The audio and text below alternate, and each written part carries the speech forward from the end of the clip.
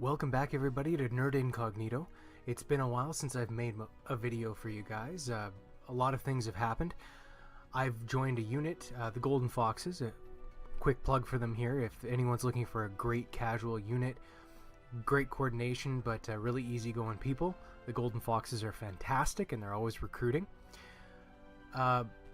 We've also had the Civil War tech drop, and that was pretty huge, especially for those of us that play a lot of Inner Sphere mechs. Certainly there's some goodies in there for the clan as well, but there were some huge changes for the Inner Sphere, and particularly with the introduction of light engines. So I'd like to show you today my Bushwacker P2 variant, the one I call the Weed Whacker. I ran this prior to the Civil War tech and absolutely loved it, and it's one of those mechs that has only gotten better since Civil War tech dropped. But before we go into the Mech Lab or through the skill tree, I just want to show you some quick gameplay footage from before Civil War tech dropped, and then you can take a look at some of the game footage from after it dropped. So let's get right into battle. Go through a hotel 7. So here we are on Forest Colony in skirmish mode. This is one of my first drops along with the Golden Foxes. I absolutely loved dropping in a unit with some great coordination. Big props to Canada T3 for doing our drop calling on this one. Hold locks for Charging. Charge up. I did make a number of fairly notable mistakes in this particular match, which you will see coming up, but overall it turned into a great match. We were really pushing as a unit. We were focusing on establishing a nice strong firing line, and most importantly, everybody knew how to hit the W key, and Canada as the drop caller made damn sure that we all knew that that was the key we were expected to be using. So you can see we've got pretty much everyone around us. We are fighting on a couple of fronts. Most of what I'm focusing on here is trying to suppress that Stormcrow up there. And keep him back well, waiting for whoever's going to come around the corner. And you can really kind of see the strength of the build. Even, as I said, before those Civil War tech updates, the medium lasers throw out a great amount of damage. The SRM6s are a really nice addition to that. And naturally, the machine guns, as I said, you're going to see later game, they really help with finishing people off. But it's enough to let me stare down even these two Stormcrows here. And of course having my buddies either side of me taking some of the priority away from me as well certainly helps. So I'm trying to get him down. You can see he's almost coordinate center. There he goes. Machine gun's helping out on that one.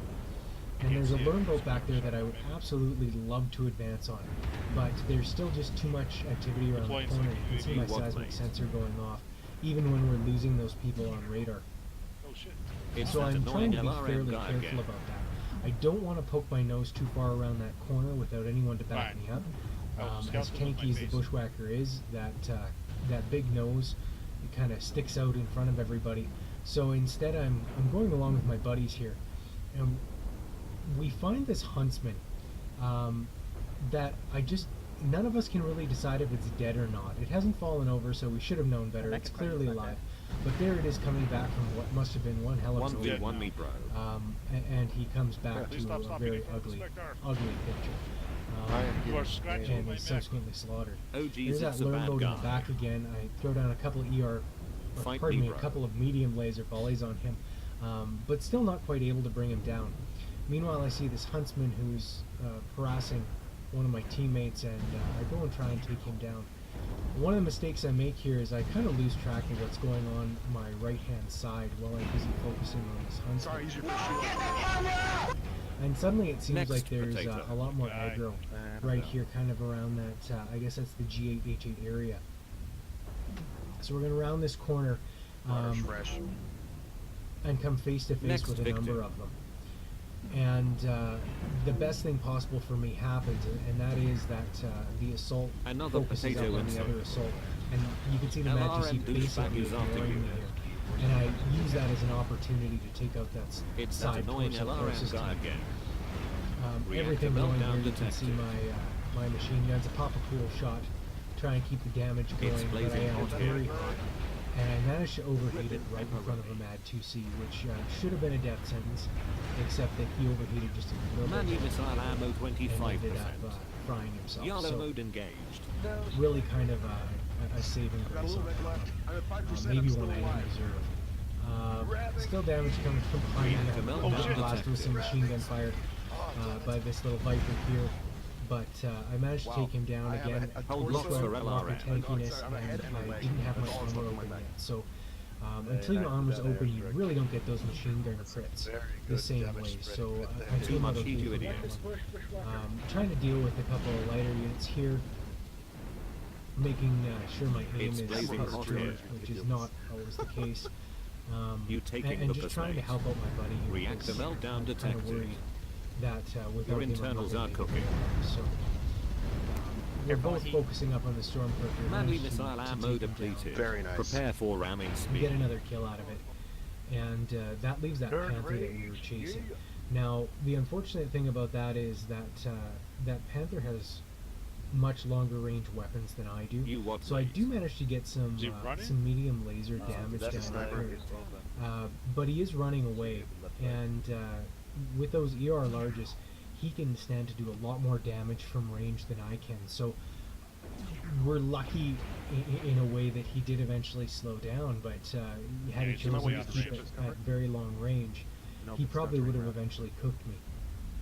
Left leg is You can see I've got a Timberwolf following up next to me over on the left, and we're going to try and go around this outcropping and do a bit of a pincher movement on him and try and pin him down. Luckily, he doesn't, as I said, just run to range again and just keep firing those ER larges, but instead he stops, and we managed to trap him between us. Now I can see that leg is critical. It's ready to pop any time now, so I'm going to focus up on that leg. It's not the easiest target on a light sometimes, but he's coming right down to face me, thankfully, and I managed to use the machine guns to pop that leg. He's pinned down, and after that, it's really all over. There's not much that he can do. Oh, don't kill each other. And there goes the other leg. Good job. Press F to Excellent. pay respects. So a really good match. Again, great, fun team to work with, and good coordination, good drop calling. You can see it looks like 864 damage, 3 kills, most damage dealt, 1 solo kill, 2 killing blows, and it looks like we made out pretty good even compared to the rest of the team. Looks like I've got top damage there. So pretty good about that. really good match. 0 damage. You disconnect. Alright, now that you guys have had a chance to see what the Bushwacker was like pre-Civil War tech, I want to take you through the Mech Lab and the skill tree and kind of show you what I changed it into. Now, it hasn't changed dramatically from what you just saw. Obviously, I've gone with ER medium lasers to extend my range a little bit. I've also put in a light 300 engine, and that's really the star of the show on this one. I did run an XL 300 previously, but of course the light engine allows me to lose one of my side torsos and not be immediately out of the fight. That's fantastic. It's something I absolutely adore. But what you'll see with this particular mech, and the reason I adore it, it has a nice mixed loadout, and that's great. But it's in the mech stats that it really shines. So you can see the bonuses that it receives to base armor. In the torso, center torso, arms, everything gets buffed in this particular mech. And when you pair that with what you can do in the skill tree, you can have huge boosts. So my center torso, you'll see, has plus 24 armor in the front. Each of my side torsos is plus 20. My arms are 19 and 28 respectively, and my legs get an extra 18 armor. You could easily pull some armor out of here if you wanted to add something in. I might actually consider doing that, and you probably would never miss it. And that's fantastic. It gives you a mech that, despite the fact it's running 92 kph, feels more like you're piloting a heavy in terms of armor. It is an absolute tank, and you can just deal damage over and over and over and over. So let's pop into the skill tree here, and we'll take you through firepower first. Nothing too wild and exciting in here. I do have one of the missile spreads, one of the high explosive missiles to increase your crit chance. or pardon me, to increase your crit damage if you do cause a critical. You'll also see a lot of cooldown, range, and heat gen. Of course, the additional range allows me to fire the SRMs a little bit farther, which is very necessary because they detonate at their max range, regardless of whether they've hit an enemy or not. So you have to make sure that you're within range when firing them. A little bit of laser duration reduction to help me with those ER mediums.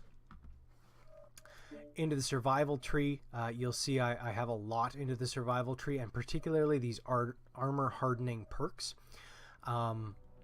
For a lot of my mechs, I actually end up focusing more on the skeletal density if I'm only going to do one thing.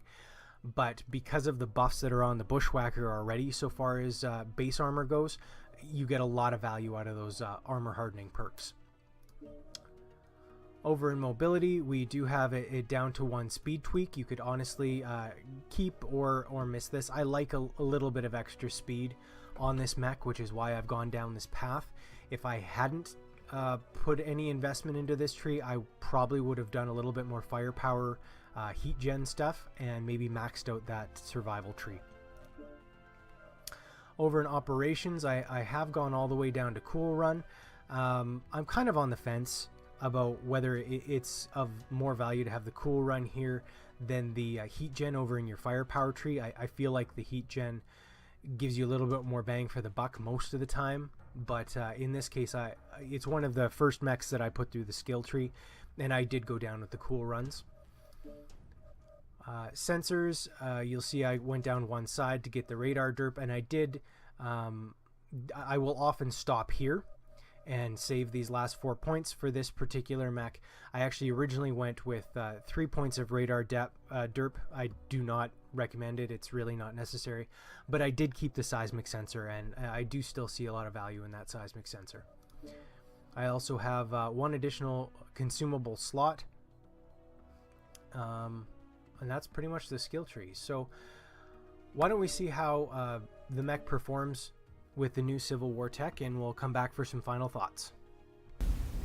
So here we are skirmishing on HPG Manifold. Dropped you into the action a little bit, much like the first colony video, so that we can avoid just watching me walk for a while.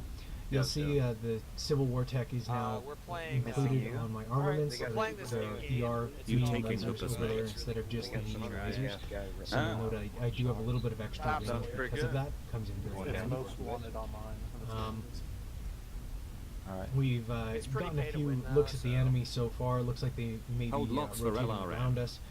Just going up to check the top of the platform, see if I can get some shots down on anybody without taking too much damage in return. My philosophy is always take the top if you can. I really don't like the whole cowering in the basement mentality that you see sometimes. 1v1 me, bro. And honestly, the enemy team, more often than not, ends up splitting between those two ideas.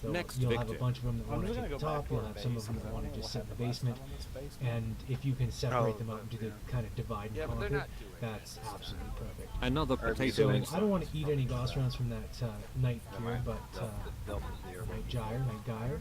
Let's go with Night Gyre. Tactical nuke ready. So we do push him back down a little bit. I am taking some damage, but again, that Bushwacker P2 is just a fine and wonderful thing, nothing too serious. Kind of playing with the ramps a little bit to give me a little bit of cover on the lower half of my mech. Now, I've seen someone coming around that right-hand side, and it is an assault, and I definitely want to just eat whatever it's going to throw out there. So I alert my team what's going on. We rotate around a little bit and get in a better position to take out that flank. Enemy spotter in now. So it looks like it is a Kodiak. Definitely a dangerous target. We want to fucking team left me here to die. Trying not to Yes, shoot my mate. teammates in the back too much. And just suppressing him. There's not much he can do against Hold locks for LRM. Now there is someone peeking out behind that entrance a little bit, but we also want to stay conscious of not leaving the rest of our team in the fight by themselves. We don't want to be the victims of that same divide and conquer I was just talking about. So we're working our way back. You can see a little bit of activity on my seismic sensor still. The guy hiding and peeking is still behind that wall. Bad guy. And I don't particularly want to leave him in my back, so We are going out for a quick investigation. Most of the rest of the team is coming with us anyway, so we're not divided too badly. And then we turn around and we're heading back toward the action again. You what, mate? They're going to be coming into Delta 4 with Now a the big stalker's group. kind of out there in the middle of They're nowhere. trying to get It already has a couple You're trying to of, get to Foxtrot as fast I think as it's a you light can. and a medium from our team harassing I missed him. my packet. And he's a lurm boat, so we definitely want to take care of that It's so earlier rather goddamn than good, later. it's crazy. Looks like he was carrying a standard edging, not that it did him a lot of good with his armaments and his side torsos, but Alright, turn around. he is eventually taken down. Tactical nuke ready. And you can see the gauze rounds exploding Let's just off counter push the on the side low of ground there. here on the left side. So I'm wondering if that Oh, geez, Mech it's a isn't bad still guy. hanging around somewhere. Triple I light just can't see him. K9. So I'm going to very tentatively peek my That's nose the around choice. here. I have another buddy Look with for me Gamma, who looks at it. Supernova. And Tip top. Alright, there's a Gamma vent we can close. put Another some potato damage inside. into anyway. It retreats down to the basement. But there's more significant concerns up the Oh, top. sorry, Rex. So Alright, we're I going got to some tackle of that them first and just leave that light. Tactical nuke ready. Now this is an ugly and dangerous situation. There are a number of very large mechs all standing right there, and I'm taking way more damage than I want to. So I'm going to reposition a little bit here. Don't get sloppy out there. The enemies are half And depleted. come at it Keep again from pushing. a different angle. So that Hold at locks least for cuts a couple LRA. of them off from shooting at me all at the same time. I don't want to be the sole thing that they're focusing for certain. This is a bit of a mistake there. I probably shouldn't have focused the light instead. I have better targets there behind, more dangerous targets certainly that I could have been taking out. Alright. But Sorry, I mate. changed back to that Mauler, which is good. We've got one of his side torsos, and we should have the other one pretty quick here. He's open, It's blazing But hot again, I here. changed targets. This is a bad habit. Learn from me.